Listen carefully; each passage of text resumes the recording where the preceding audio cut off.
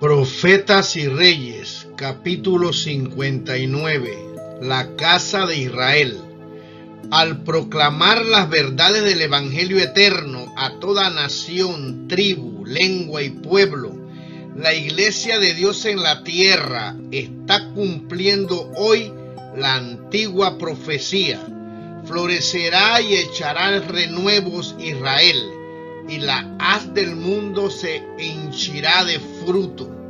Isaías 27:6.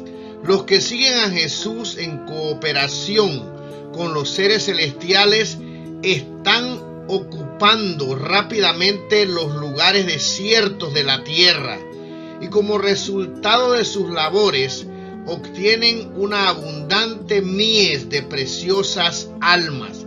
Hoy, como nunca antes, la diseminación de la verdad bíblica por medio de una iglesia consagrada ofrece a los hijos de los hombres los beneficios predichos siglos en la promesa hecha a Abraham y a todo Israel, a la iglesia de Dios en la tierra en toda época. Bendecirte y serás bendición. Génesis capítulo 12, versículo 2.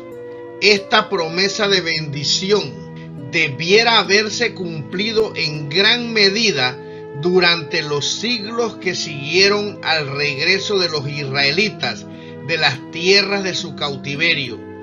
Dios quería que toda la tierra fuese preparada para el primer advenimiento de Cristo, así como hoy se está preparando el terreno para su segunda venida.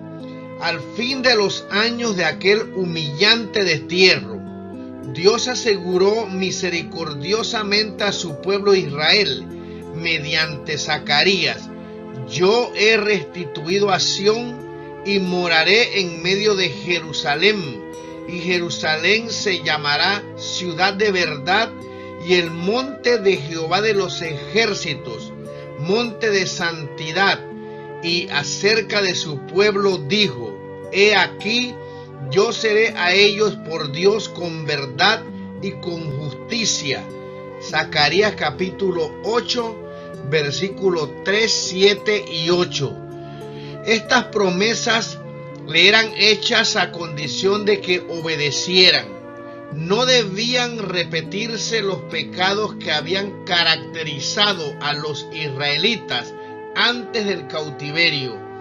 El Señor exhortó a los que estaban reedificando: juzgad juicio verdadero y haced misericordia y piedad cada cual con su hermano.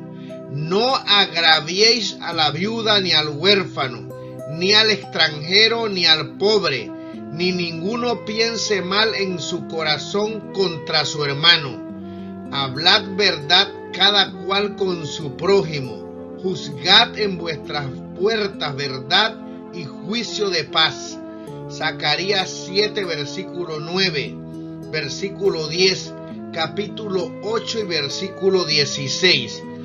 Ricas eran las recompensas, tanto temporales como espirituales, que se prometían a quienes pusieran en práctica estos principios de justicia. El Señor declaró: habrá simiente de paz, la vid dará su fruto y dará su producto la tierra, y los cielos darán su rocío, y haré que el resto de este pueblo posea todo esto. Y será que como fuisteis maldición entre las gentes, oh casa de Judá y casa de Israel, así os salvaré y seréis bendición. Zacarías capítulo 8, versículos 12 y 13. Mediante el cautiverio babilónico, los israelitas quedaron eficazmente curados del culto a las imágenes talladas.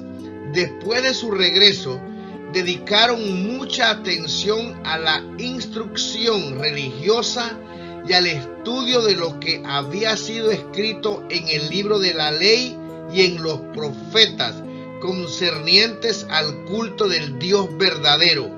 La reconstrucción del templo les permitió seguir con todos los servicios rituales del santuario. Bajo la dirección de Zorobabel, Esdras y Nehemías, se comprometieron repetidas veces a cumplir todos los mandamientos y estatutos de Jehová. Los tiempos de prosperidad que siguieron evidenciaron ampliamente cuán dispuesto estaba Dios a aceptarlos y perdonarlos, y sin embargo, con miopía fatal se desviaron vez tras vez de su glorioso destino y guardaron egoístamente para sí lo que habría impartido sanidad y vida espiritual a incontables multitudes. Este cumplimiento del propósito divino era muy aparente en días de Malaquías. El mensajero del Señor reprendió severamente los males que privaban a Israel de prosperidad temporal y de poder espiritual. En esta reprensión de los transgresores, el profeta no perdonó a los sacerdotes ni al pueblo. La carga de la palabra de Jehová contra Israel por mano de Malaquías era que las lecciones pasadas no se olvidasen y que el pacto hecho por Jehová con la casa de Israel se cumpliese con fidelidad. La bendición de Dios podía obtenerse tan solo por un arrepentimiento de todo corazón. Instaba el profeta: ahora pues, orad a la faz de Dios que tenga piedad de nosotros. Malaquías capítulo 1, versículo 1 y 9. Sin embargo, ningún fracaso temporal de Israel había de frustrar el plan milenario para redimir a la humanidad. Tal vez aquellos a quienes el profeta hablaba no escucharían el mensaje dado, pero los propósitos de Jehová se cumplirían a pesar de ello.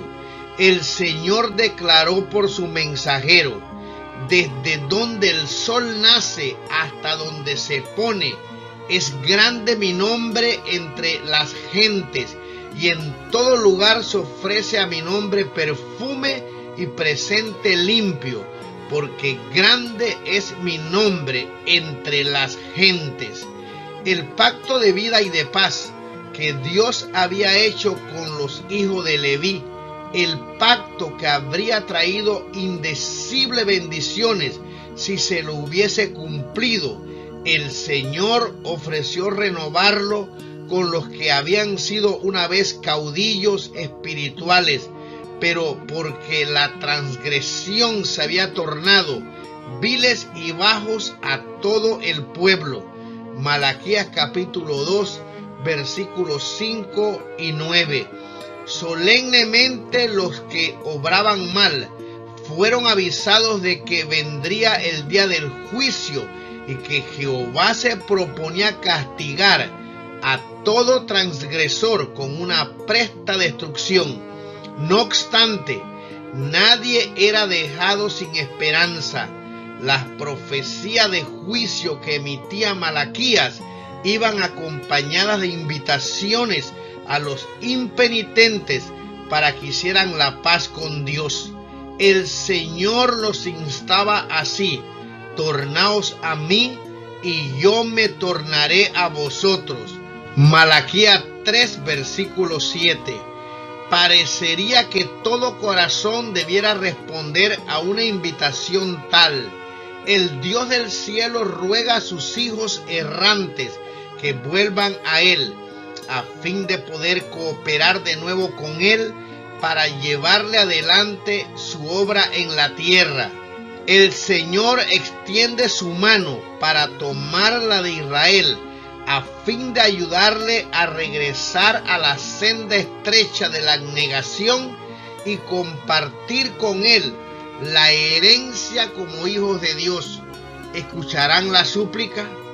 ¿Discernirán su única esperanza? Cuán triste es el relato de que en tiempos de Malaquías los israelitas titubeaban en entregar sus orgullosos corazones en una obediencia presta y amante para una cooperación cordial. En su respuesta se nota el esfuerzo por justificarse en qué hemos de tornar. El Señor revela a su pueblo uno de sus pecados especiales. Pregunta: ¿robará el hombre a Dios? Pues vosotros me habéis robado. No reconociendo todavía su pecado, los desobedientes preguntan: ¿en qué te hemos robado? La respuesta del Señor es definida: los diezmos y las primicias. Malditos sois con maldición, porque vosotros, la nación toda, me habéis robado. Traed todos los diezmos al alfolí y haya alimento en mi casa, y probadme ahora en esto, dice Jehová de los ejércitos, si no os abriré las ventanas de los cielos y vaciaré sobre vosotros bendición hasta que sobreabunde. Increparé también por vosotros al devorador, y no os corromperá el fruto de la tierra, ni vuestra vid en el campo abortará, dice Jehová de los ejércitos. Y todas las gentes os dirán bienaventurados, porque seréis tierra deseable, dice Jehová de los ejércitos. Malaquías capítulo 3, versículo del 7 al 12. Dios bendice el trabajo de las manos de los hombres para que ellos le devuelvan la porción que le pertenece. Les da el sol y la lluvia, hace florecer la vegetación, les da salud y capacidad para adquirir recursos.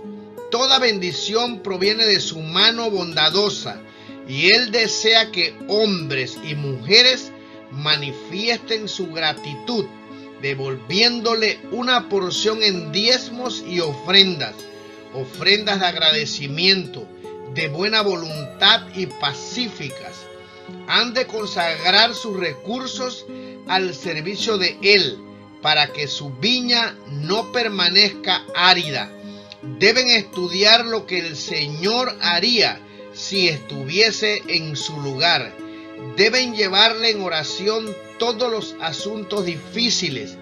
Han de revelar un interés altruista en el fortalecimiento de su obra en todas partes del mundo. Mediante mensajes como los dados por Malaquías, el último profeta del Antiguo Testamento, así como mediante la opresión impuesta por los enemigos paganos, los israelitas aprendieron finalmente la lección de que la verdadera prosperidad depende de la obediencia a la ley de Dios. Pero en el caso de muchos de entre el pueblo, la obediencia no era fruto de la fe ni del amor. Sus motivos eran egoístas. Prestaban un servicio exterior para alcanzar grandeza nacional. El pueblo escogido no llegó a ser la luz del mundo, sino que se encerró en sí mismo y se aisló del mundo para salvaguardarse de ser seducido por la idolatría. Las restricciones que Dios había dictado para prohibir los casamientos mixtos entre su pueblo y los paganos, y para impedir que Israel participase en las prácticas idólatras de las naciones circundantes, se pervirtieron al punto de constituir un muro de separación entre los israelitas y todos los demás pueblos, para privar a esos pueblos de las bendiciones que Dios había ordenado a Israel comunicar al mundo. Al mismo tiempo, por sus pecados, los judíos se estaban separando ellos mismos de Dios. Eran incapaces de discernir el profundo significado espiritual de su servicio simbólico. Dominados por un sentimiento de justicia propia, confiaban en sus propias obras, en los sacrificios y los ritos mismos, en vez de los méritos de aquel a quien señalaban todas esas cosas. De este modo, ignorando la justicia de Dios y procurando establecer la suya propia, Romanos 10:3, se encerraron en formalismo egoísta. Careciendo del Espíritu y de la gracia de Dios, procuraron suplir esta falta mediante una rigurosa observancia de las ceremonias y los ritos religiosos. Sin conformarse con los ritos que Dios mismo había ordenado, agravaron los mandamientos divinos con innumerables exacciones propias. Cuanto más se alejaban de Dios, más rigurosos se volvían en la observancia de esas formas. Con todas estas minuciosas y gravosas exacciones, resultaba en la práctica imposible que el pueblo guardase la ley. Los grandes principios de justicia presentados en el Decálogo y las gloriosas verdades reveladas en el servicio simbólico se oscurecían por igual, sepultados bajo una masa de tradiciones y estatutos humanos. Los que deseaban realmente servir a Dios y procuraban observar toda la ley según lo ordenado por los sacerdotes y príncipes, gemían bajo una carga pesadísima. Como nación, el pueblo de Israel, aunque deseaba el advenimiento del Mesías, estaba tan separado de Dios en su corazón y en su vida que no podía tener un concepto correcto del carácter ni de la misión del Redentor prometido. En vez de desear la redención del pecado, así como la gloria y la paz de la santidad, su corazón anhelaba obtener liberación de sus enemigos nacionales y recobrar el poder mundanal. Esperaba al Mesías como conquistador que quebrase todo yugo y exaltase a Israel para que dominase todas las naciones. Así había logrado Satanás preparar el corazón del pueblo para que rechazase al Salvador cuando apareciere. El orgullo que había en el corazón de ese pueblo y sus falsos conceptos acerca del carácter y la misión del Mesías les impedirían pesar con sinceridad las evidencias de su carácter de tal. Durante más de 1000 años, el pueblo judío había aguardado la venida del Salvador prometido. Sus esperanzas más halagüeñas se habían basado en ese acontecimiento.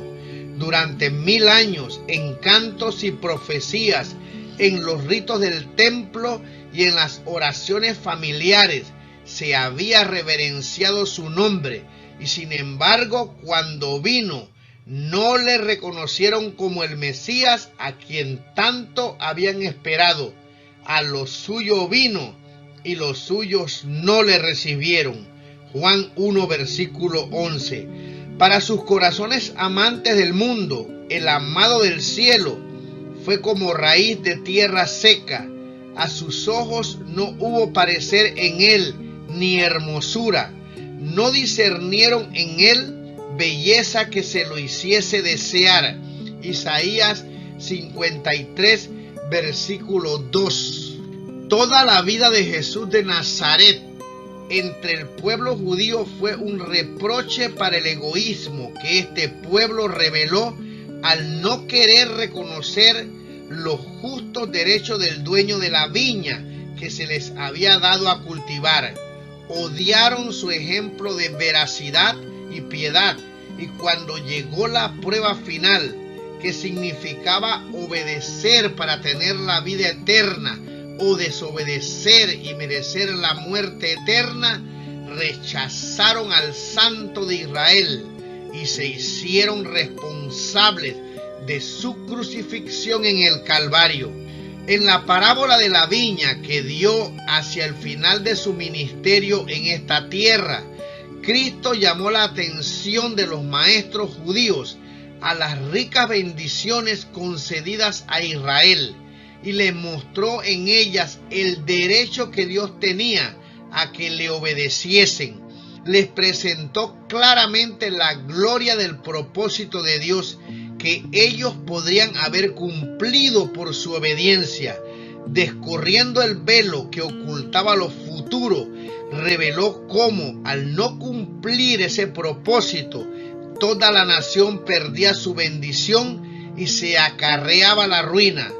Dijo Cristo: fue un hombre, padre de familia, el cual plantó una viña y la cercó de vallado y cavó en ella un lagar y edificó una torre y la dio a renta a labradores y se partió lejos.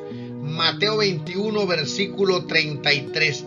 El Salvador se refería a la viña de Jehová de los ejércitos, que siglos antes el profeta Isaías había declarado era la casa de Israel. Isaías capítulo 5, versículo 7.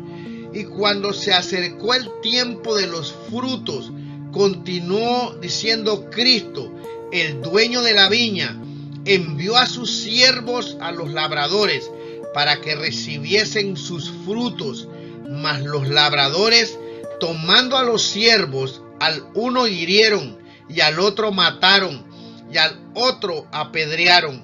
Envió de nuevo otros siervos, más que los primeros, e hicieron con ellos de la misma manera.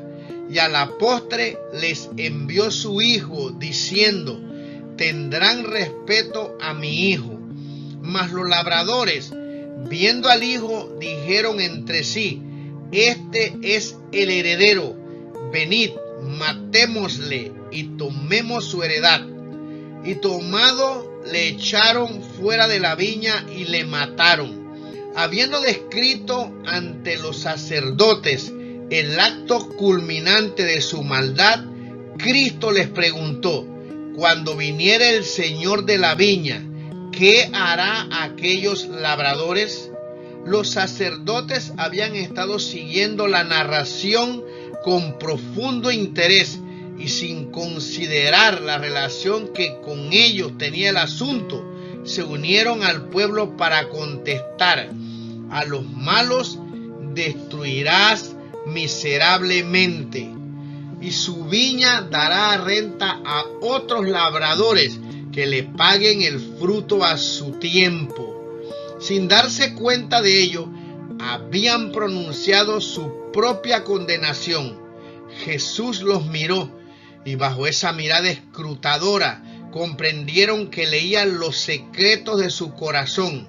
Su divinidad fulguró delante de ellos con poder inconfundible. Se vieron retratados en los labradores e involuntariamente exclamaron: no lo permita Dios.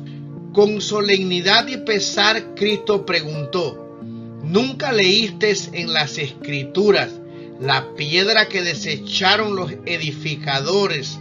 Esta fue hecha por cabeza de esquina. Por el Señor es hecho esto, y es cosa maravillosa en nuestros ojos. Por tanto os digo que el reino de Dios será quitado de vosotros y será dado a gente que haga los frutos de él. Y el que cayere sobre esta piedra será quebrantado, y sobre quien ella cayere le desmenuzará. Mateo 21, versículo 34 al 44. Si el pueblo lo hubiese recibido, Cristo habría evitado a la nación judía su condenación, pero la envidia y los celos la hicieron implacable. Sus hijos resolvieron que no recibirían a Jesús de Nazaret como el Mesías.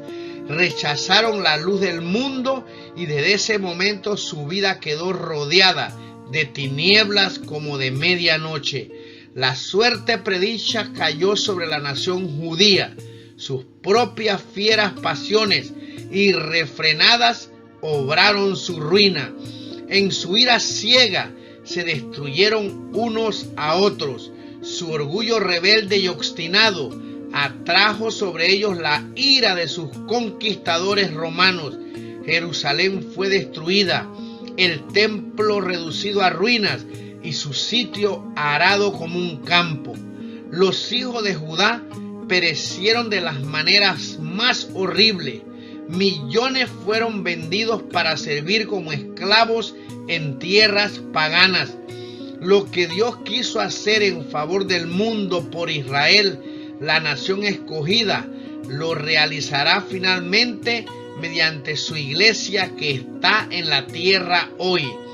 Ya dio su viña a renta a otros labradores, a saber, su pueblo guardador del pacto, que le dará fielmente el fruto a su tiempo.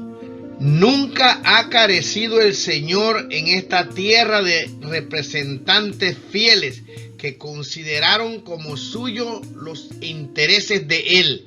Estos testigos de Dios se cuentan entre el Israel espiritual y se cumplirán en su favor todas las promesas del pacto que hizo Jehová con su pueblo en la antigüedad. Hoy la iglesia de Dios tiene libertad para llevar a cabo el plan divino para la salvación de la humanidad perdida. Durante muchos siglos, el pueblo de Dios sufrió la restricción de sus libertades. Se prohibía predicar el evangelio en su pureza y se imponían las penas más severas a quienes osaran desobedecer los mandatos de los hombres. En consecuencia, la gran viña moral del Señor quedó casi completamente desocupada. El pueblo se veía privado de la luz que dimana de la palabra de Dios. Las tinieblas del error y de la superstición amenazaban con borrar todo conocimiento de la verdadera religión. La iglesia de Dios en la tierra se hallaba tan ciertamente en cautiverio durante ese largo plazo de implacable persecución como estuvieron los hijos de Israel cautivos en Babilonia durante el destierro. Pero gracias a Dios, su iglesia no está ya en servidumbre. Al Israel espiritual han sido devueltos los privilegios que fueron concedidos al pueblo de Dios cuando se le libertó de Babilonia. En todas partes de la tierra, hombres y mujeres están respondiendo al mensaje enviado por el cielo, acerca del cual Juan el Revelador profetizó que sería proclamado antes del segundo advenimiento de Cristo. Temed a Dios y dadle honra, porque la hora de su juicio es venida. Apocalipsis 14, versículo 7. Las huestes del mal no tienen ya poder para mantener cautiva a la iglesia, porque ha caído Babilonia, aquella grande ciudad que ha dado a beber a todas las naciones del vino del furor de su fornicación. Y al Israel espiritual se da este mensaje: salid de ella, pueblo mío, porque no seáis participantes de sus pecados y que no recibáis de sus plagas. Apocalipsis capítulo 14, versículo 8, capítulo 18, versículo 4. Así como los cautivos desterrados escucharon el mensaje, huid de en medio de Babilonia, Jeremías 51, 6, y fueron devueltos a la tierra prometida. Los que hoy temen a Dios prestan atención a la orden de retirarse de Babilonia espiritual y pronto se destacarán como trofeos de la gracia divina en la tierra hecha nueva, la Canaán celestial. En los días de Malaquías, los impenitentes preguntaban en son de burla: ¿dónde está el Dios de juicio? Y recibieron la solemne respuesta: luego vendrá a su templo el Señor, el ángel del pacto. ¿Y quién podrá sufrir el tiempo de su venida? ¿O quién podrá estar cuando Él se mostrará? Porque Él es como fuego purificador y como jabón de lavadores, y sentarse ha para afinar y limpiar la plata, porque limpiará los hijos de Leví, los afinará como a oro y como a plata, y ofrecerán a Jehová ofrenda con justicia, y será suave a Jehová la ofrenda de Judá y de Jerusalén, como en los días pasados y como en los años antiguos. Malaquías capítulo 2 versículo 17, capítulo 3 versículo 1 al 4. Cuando estaba por aparecer el Mesías prometido, este fue el mensaje del precursor de Cristo: arrepentíos publicanos y pecadores, arrepentíos fariseos y saduceos, que el reino de los cielos se ha acercado. Mateo 3 versículo 2.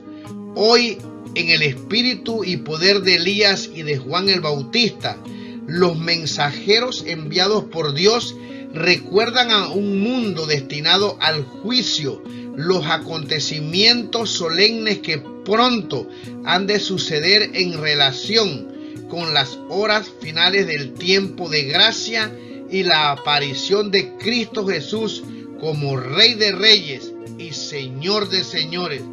Pronto será juzgado cada uno por lo que haya hecho por medio del cuerpo. La hora del juicio ha llegado, y a los miembros de su iglesia en la tierra incumbe la solemne responsabilidad de dar aviso a los que están, por así decirlo, en la misma margen de la ruina eterna. A todo ser humano que quiere escuchar en este vasto mundo, deben presentarse claramente los principios que están en juego en la gran controversia que se desarrolla, pues de ellos depende los destinos de toda la humanidad. En estas horas finales del tiempo de gracia concedido a los hijos de los hombres, cuando falta tan poco para que la suerte de cada alma sea decidida para siempre, el Señor del cielo y de la tierra espera que su iglesia se levante a obrar como nunca antes. Los que han sido libertados en Cristo por un conocimiento de la verdad preciosa son considerados por el Señor Jesús como sus escogidos, favorecidos por sobre todos los demás en la tierra, y Él espera de ellos que manifiesten las alabanzas de aquel que los llamó de las tinieblas a su luz admirable. Las bendiciones tan liberalmente concedidas deben ser comunicadas a otros. La buena nueva de la salvación debe ir a toda nación, tribu, lengua y pueblo.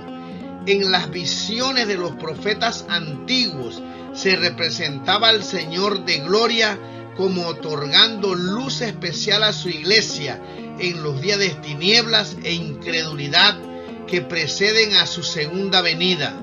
Como sol de justicia iba a levantarse sobre su iglesia para traer salud en sus alas. Malaquías 4 versículo 2. Y de todo verdadero discípulo debe irradiar una influencia que difunda vida, valor, auxilio y verdadera santidad. La venida de Cristo se producirá en el momento más oscuro de la historia de esta tierra. Los días de Noé y de Lot representan la condición del mundo precisamente antes que venga el Hijo del Hombre. Apuntando hacia este tiempo, las Escrituras declaran que Satanás obrará con potencia y con todo engaño de iniquidad. Segunda de Tesalonicenses capítulo 2 versículos 9 y 10. Su obra queda claramente revelada por el aumento acelerado de las tinieblas, los múltiples errores, herejías y engaños de estos postreros días. No solo está Satanás llevando cautivo al mundo, sino que sus seducciones están leudando a las iglesias que profesan ser de nuestro Señor Jesucristo. La gran apostasía se desarrollará en tinieblas tan densas como las de medianoche. Para el pueblo de Dios será una noche de prueba, de llanto y de persecución por causa de la verdad. Pero de esa noche de tinieblas resplandecerá la luz de Dios. Él mandó que de las tinieblas resplandeciese la luz. Segunda de Corintios 4, versículo 6. Cuando la tierra estaba desordenada y vacía, y las tinieblas estaban sobre la haz del abismo, el Espíritu de Dios se movía sobre la haz de las aguas, y dijo Dios: sea la luz, y fue la luz. Génesis 1, versículo 2 y 3. Así también en la noche de tinieblas espirituales dice Dios: sea la luz. Ordena a su pueblo: levántate, resplandece, que ha venido tu lumbre y la gloria de Jehová ha nacido sobre ti. Isaías 60, versículo 1. Dice la Escritura: he aquí tinieblas cubrirán la tierra y oscuridad los pueblos, mas sobre ti nacerá Jehová y sobre ti será vista su gloria. Cristo, manifestación de la gloria del Padre, vino al mundo para ser su luz.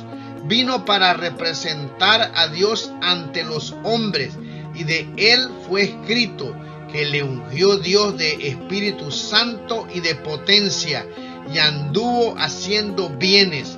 Hechos 10, versículo 38. En la sinagoga de Nazaret dijo: el Espíritu del Señor es sobre mí, por cuanto me ha ungido para dar buenas nuevas a los pobres. Me ha enviado para sanar a los quebrantados de corazón, para pregonar a los cautivos libertad y a los ciegos vista, para poner en libertad a los quebrantados, para predicar el año agradable del Señor. Lucas 4, versículos 18 y 19. Tal era la obra que encargó a sus discípulos que hiciesen. Les dijo: vosotros sois la luz del mundo. Así alumbre vuestra luz delante de los hombres, para que vean vuestras obras buenas y glorifiquen a vuestro Padre que está en los cielos. Mateo 5, 14 y versículo 16. Esta es la obra que el profeta Isaías describe cuando dice: no es que parta tu pan con el hambriento, y a los pobres errantes metas en casa, que cuando vieres al desnudo lo cubras y no te escondas de tu carne.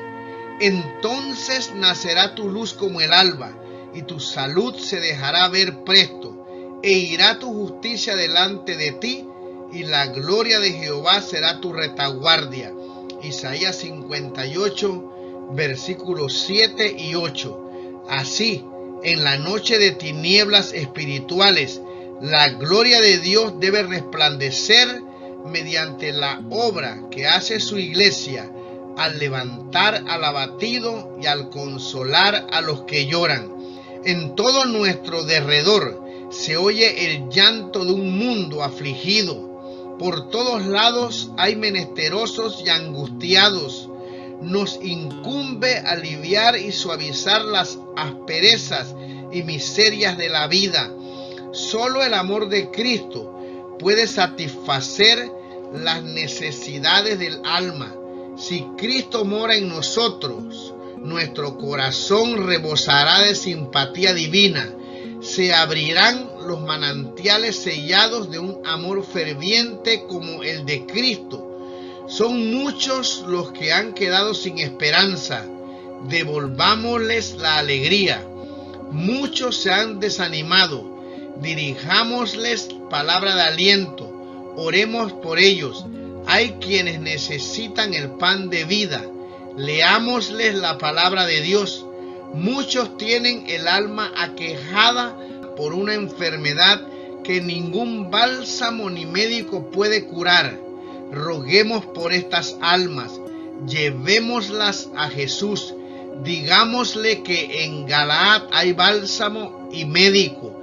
La luz es una bendición universal que derrama sus tesoros sobre un mundo ingrato, profano y desmoralizado. Lo mismo hace la luz del sol de justicia. Toda la tierra que está rodeada por las tinieblas del pecado, de la tristeza y del dolor, debe ser iluminada por el conocimiento del amor de Dios. Ninguna secta, categoría ni clase de personas debe ser excluida de la luz que resplandece del trono celestial. El mensaje de esperanza y misericordia debe ser proclamado hasta los últimos confines de la tierra. Todo aquel que quiera puede extender la mano, asirse de la fortaleza de Dios, reconciliarse con Él y obtener paz. Ya no deben quedar los paganos envueltos en oscuridad de medianoche. La lobreguez debe desaparecer ante los brillantes rayos del sol de justicia. Cristo ha tomado toda medida necesaria para que su iglesia sea un cuerpo transformado, iluminado por la luz del mundo, en posesión de la gloria de Emmanuel. Él se propone que todo cristiano esté rodeado de una atmósfera espiritual de luz y de paz. Desea que revelemos su gozo en nuestra vida. Levántate, resplandece, que ha venido tu lumbre y la gloria de Jehová ha nacido sobre ti. Isaías 60, versículo 1. Cristo viene con poder y grande gloria. Viene con su propia gloria y con la del Padre, y le acompañarán los santos ángeles. Mientras todo el mundo esté sumido en tinieblas, habrá luz en toda morada de los santos. Percibirán la primera vislumbre de su segunda aparición. Una luz sin sombra brillará de su resplandor, y Cristo el Redentor será admirado por todos los que le sirvieron. Mientras huyan los impíos, los que siguieron a Cristo se regocijarán en su presencia.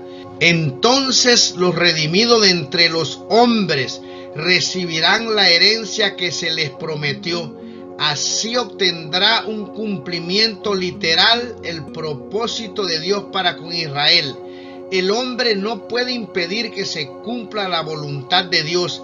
Aún en medio de las manifestaciones del mal, los propósitos de Dios han estado avanzando constantemente hacia su realización. Así sucedió con la casa de Israel durante toda la historia de la monarquía dividida, y así sucede hoy con el Israel espiritual.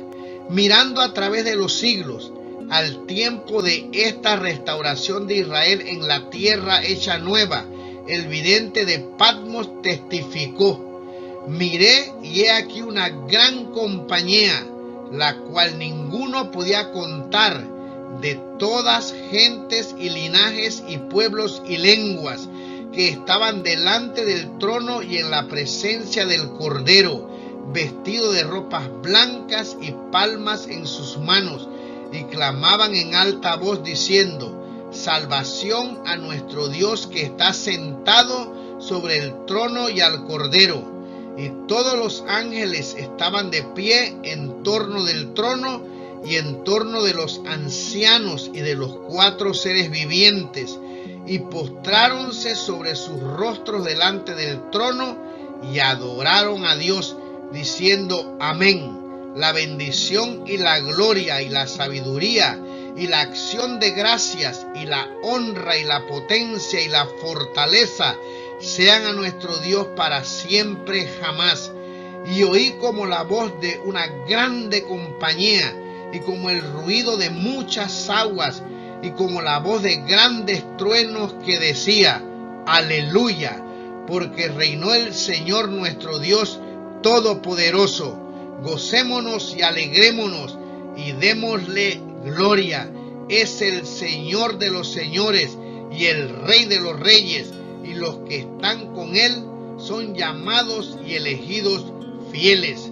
Apocalipsis capítulo 7, versículo 9 al 12, 19, versículo 6, versículo 7, capítulo 17, versículo 14.